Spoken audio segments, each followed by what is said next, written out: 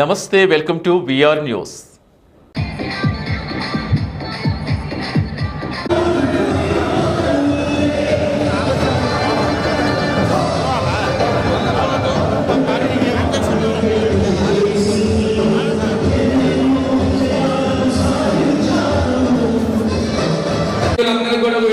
మీరు మీ సీట్లో కూర్చున్నట్టయితే కార్యకర్తలు కూడా సీట్లో కూర్చుంటారు.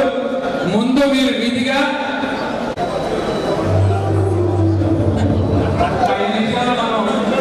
సదస్సును ప్రారంభించుకుందాం.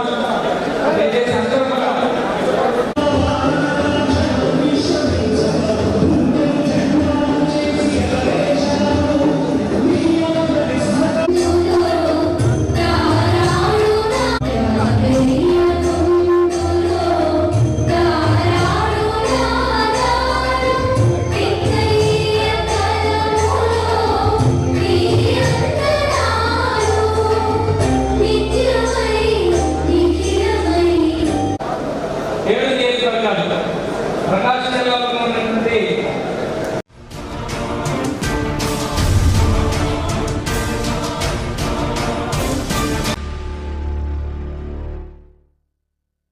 నమస్తే, వెల్కమ్ టు విఆర్ న్యూస్.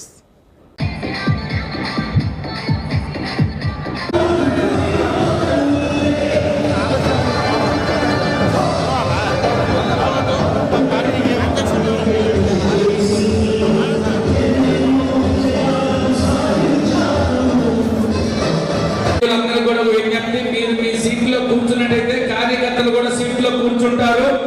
ముందు మీరు విధిగా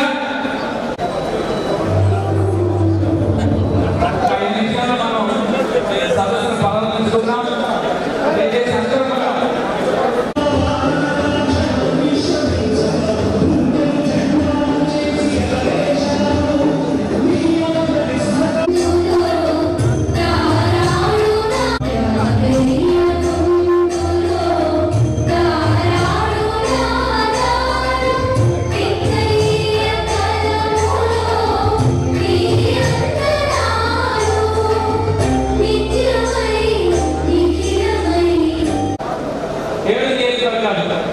ప్రకాశం జిల్లాలో ఉన్నటువంటి మరి సంతరామపురం నియోజకవర్గంలో తెలుగుదేశం పార్టీ అత్యంత మహాభివృద్ధులు మా మాజీ ఎమ్మెల్యే పాపారావు ఇన్ఛార్జి సోదరులు గూడూరు ఎలక్షన్ బాబు గారు, బాల వీరాంజనేయ స్వామి గారు, ఒంగోలు ఈ జిల్లా ఇన్ఛార్జి మంత్రివర్యులు, సుదీర్ఘ రాజకీయ అనుభవం ఉండే పెద్దలు గౌరవనీయులు మన శ్రీ ఆనం రామనారాయణ గారు.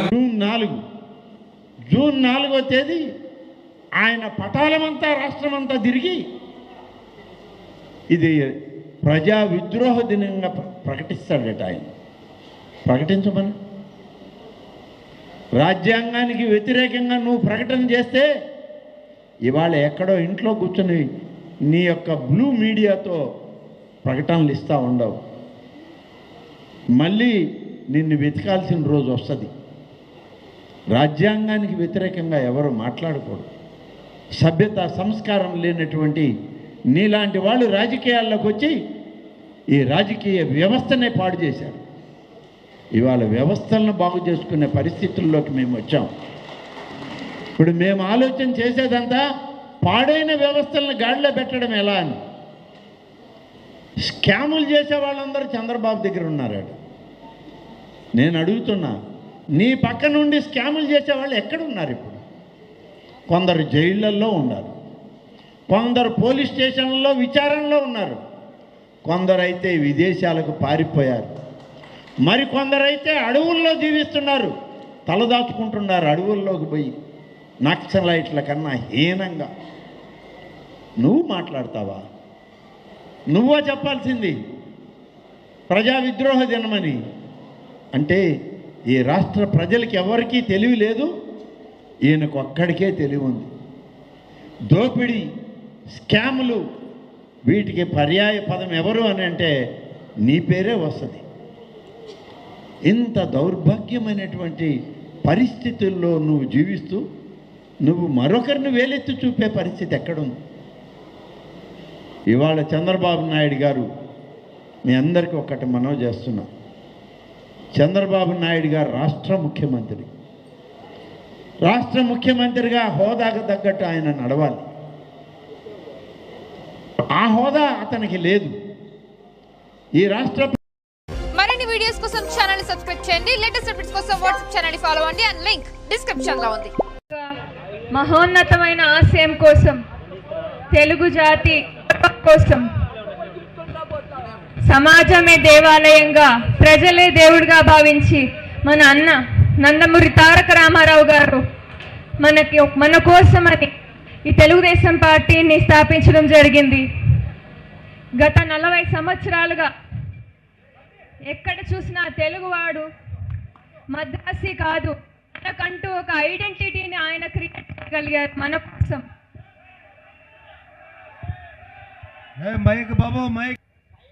ఆ రోజు నుంచి ఈ రోజు వరకు తెలుగు వాడికి ఒక గొప్ప స్థానమే కల్పించారు ఆయన. ఆ రోజు నుంచి ఈ రోజు వరకు అంటే 40 సంవత్సరాలు తెలుగు వాడికి ప్రతిరోజు ఒక పండుగ అని చెప్పుకుంటున్నాం. ఈ ప్రతిరోజు పండుగలో సంవత్సరానికి ఒకసారి మనం గత సంవత్సరం జరుపుకున్న ప్రతి ఒక్క మంచి పనిని గుర్తు చేసుకుంటూ, రాబోయే సంవత్సరం చేసుకోబోయే మంచి పనులను కూడా సమీక్షించుకుంటూ, అందరూ కార్యకర్తలు మన కోసం, మన అభ్యున్నతి కోసం మనం చేసుకున్న ఒక గొప్ప వేదిక ఈ మహానాడు. ఎన్టీ రామారావు గారు మనకి ఏదైతే దారి చూపారో అదే దారిలో, అదే బాటలో నడుస్తూ మన నారా చంద్రబాబు నాయుడు గారు, లోకేష్ గారు మనందరినీ, ప్రతి ఒక్క టీడీపీ కార్యకర్తని ముందు తీసుకెళ్తూ మన రాష్ట్రానికి చేస్తున్న అభివృద్ధి, సంక్షేమం ఎప్పుడు మనం గుర్తు చేసుకున్నా మనం ఎంతో రుణపడి ఉండాలి ఆయన చేసే కృషికి. ఇందులో నాకు కూడా అవకాశం ఇచ్చారు ఆయన.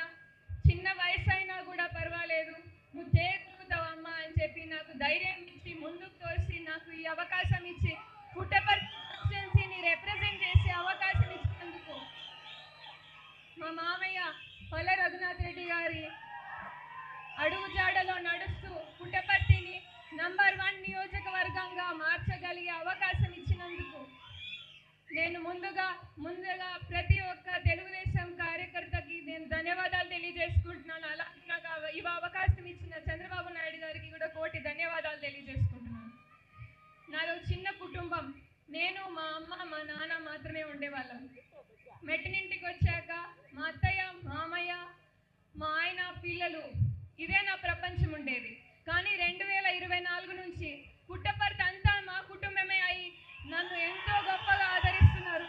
ప్రతి ఒక్కరికి కోటి ధన్యవాదాలు తెలియజేసుకుంటున్నాను. ఇలా చెప్పుకుంటూ పోతే నన్ను ఎంత గొప్పగా వాళ్ళ ఇంటిగా ఆదరించారో నేను ఎన్నడూ మర్చిపోలేను. నా కుటుంబం ఇంత బంధుమిత్రులతో పెరుగుతుంది అని నేను ఏ రోజు అనుకోలేదు. థ్యాంక్ యూ సో మచ్ అందరికీ. ఇవాళ ఈ మహానాడు పుట్టపర్తి కాన్స్టిట్యుయెన్సీలో, పుట్టపర్తి హెడ్ క్వార్టర్స్లో మన అన్ని నియోజకవర్గాలు ఇక్కడికే వచ్చి మనం హోస్ట్ చేస్తున్నందుకు ఇంకా ఆనందంగా ఉంది. 7 నియోజకవర్గాల నుంచి వచ్చిన ప్రతి ఒక్కరికి కూడా ధన్యవాదాలు.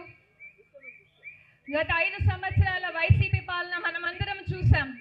ఎక్కడ చూసినా అక్రమాలు, దొంగ కేసులు, ఏ స్కీమ్ పెట్టినా దాన్ని ఒక స్కామ్ గా మార్చిన ఒక వైసీపీ ప్రభుత్వం వద్దు అని చెప్పి 11 సీట్లకి మాత్రమే వాళ్ళని పరిమితి చేసి 164 సీట్ల మ్యాండేట్ మనం ఇచ్చిన ప్రతి ఒక్క కార్యకర్తకి మనం ఎల్లప్పుడూ రుణపడి ఉంటామని మేము చెప్తున్నాం.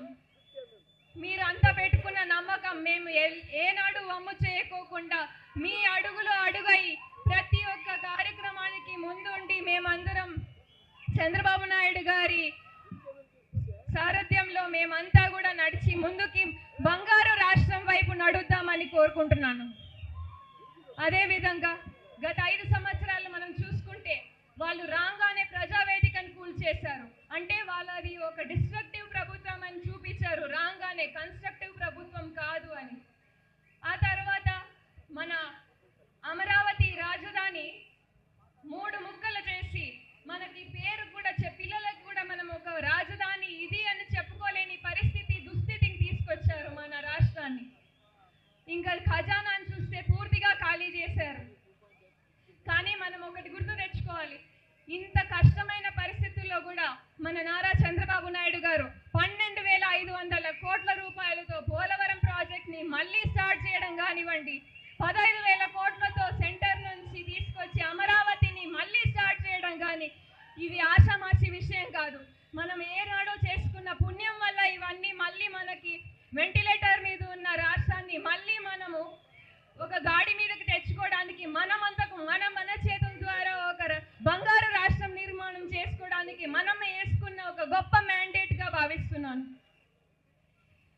అదేవిధంగా చూసుకుంటూ పోతే అక్రమ కేసులు మీ మీద ఎంతమంది మీద అన్ని అక్రమ కేసులు పెట్టారో చూస్తాం. మన గౌరవ ముఖ్యమంత్రి చంద్రబాబు నాయుడు గారి మీద పెట్టి 53 రోజులు జైలు పాలు చేసి అచ్చెన్నాయుడు గారు తీసుకోండి, బీసీ జనార్దన్ రెడ్డి గారు తీసుకోండి, కొల్లు రవీంద్ర గారి మీద తీసుకోండి, ఎవరి మీద నా మీద మా మామయ్య మీద ఇక్కడ ఉన్న అందరి మీద కేసులు పెట్టి మనల్ని అందరినీ ఇబ్బంది పెట్టిన అలాంటి పాలన మనకి ఇంకా వద్దు. ఎప్పటికీ మనం ఒక బంగారు భవిష్యత్తు వైపు నడిచే ఒక పాలన మాత్రమే తీసుకొద్దామని మీ ద్వారా ఈ వేదిక ద్వారా నేను చెప్పుకుంటున్నాను. ఇలాంటి అవకాశం ఇచ్చినందుకు ఇంకా మంచి పనులు మన ప్రభుత్వం ద్వారా మనం చేసుకోవాలి, అభివృద్ధి వైపు జరగాలి. ఒక టెక్నాలజీ సెంట్రిక్ ఒపీనియన్ తీసుకొని దాని ద్వారా డ్రోన్ టెక్నాలజీ తీసుకోండి, లేదంటే గ్రీన్ హబ్ తీసుకోండి, సోలార్ ఎనర్జీ తీసుకోండి, ఐటీ ఇండస్ట్రియల్ హబ్స్ తీసుకోండి. హైదరాబాద్ని ఎంత గొప్పగా ఒక రాజధాని నిర్మాణం చేసుకోగలిగాము. అలాంటి అంతకంటే గొప్ప రాజధాని దేశ విదేశాల్లో ఉన్న గొప్ప రాజధానులకు ధీటుగా మన అమరావతిని నిర్మాణం చేసుకునడానికి మనం వేసుకున్న ఒక బంగారు పీట. మనం ఖచ్చితంగా ఒక గొప్ప రాజధాని నిర్మాణం చేసుకుందాం, ఒక గొప్ప స్వర్ణాంధ్రప్రదేశ్ వైపు అడుగులు పెట్టాం. మీ అందరి సహకారం మాతో పాటు ఉండాలి, మాతో పాటు అడుగు వేయండి. మేమందరం మీతో పాటే ఉన్నాం. ప్రతి కార్యకర్త దీంట్లో చేసే కృషి ఎంతో ముఖ్యం. అందరూ మాతో పాటు అడుగు వేయమని చెప్తూ ముగిస్తున్నాను. Thank you so much. Thank you madam. ఇప్పుడు VR News updates. Keep watching VR News.